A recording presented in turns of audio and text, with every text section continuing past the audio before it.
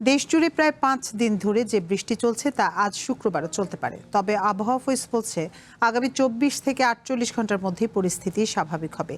এদিকে বন্যা পূর্বাভাস ও সতর্কীকরণ কেন্দ্রের তথ্য বলছে 5টি নদীর পানি এখনো বিপদসীমার উপর দিয়ে প্রবাহিত হচ্ছে। তবে হাওড়ে পানি বাড়লেও প্রাক মৌসুম বন্যা হওয়ার কোনো সম্ভাবনা নেই বলেও জানায় বন্যা পূর্বাভাস ও সতর্কীকরণ কেন্দ্র। নির্মাণে নাম্বার 1 শাহ সিমেন্ট। অস্বস্তিকর টানা গরমের পর বৃষ্টি শুরু হলে কিছুটা স্বস্তি মিলেছিল জনজীবনে। তবে টানা বৃষ্টি এখন নতুন ভোগান্তি। দেশ জুড়ে প্রায় 5 দিন ধরে চলছে বর্ষা। গত 3 দিনের ভারী বৃষ্টিতে চট্টগ্রাম অঞ্চলে বন্যা পরিস্থিতি সৃষ্টি হয়েছে। 24 ঘন্টায় শুধু পতেঙ্গাতেই রেকর্ড 211 মিলিমিটার বৃষ্টি রেকর্ড করা হয়েছে।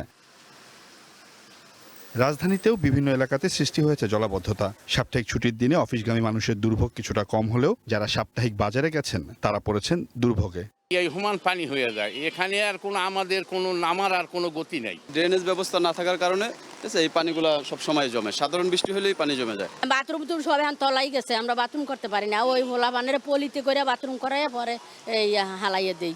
আবহাওয়া অফিস বলছে মৌসুমী বায়ু সক্রিয় আছে দেশ জুড়ে। আগামী 24 ঘন্টায় রংপুর, রাজশাহী, ময়মনসিংহ, ঢাকা, খুলনা, বরিশাল, চট্টগ্রাম ও সিলেট বিভাগের কোথাও কোথাও ভারী থেকে অতি ভারী বর্ষণ হতে পারে। তবে 2-1 দিনের ভেতরেই পরিস্থিতি স্বাভাবিক হবে।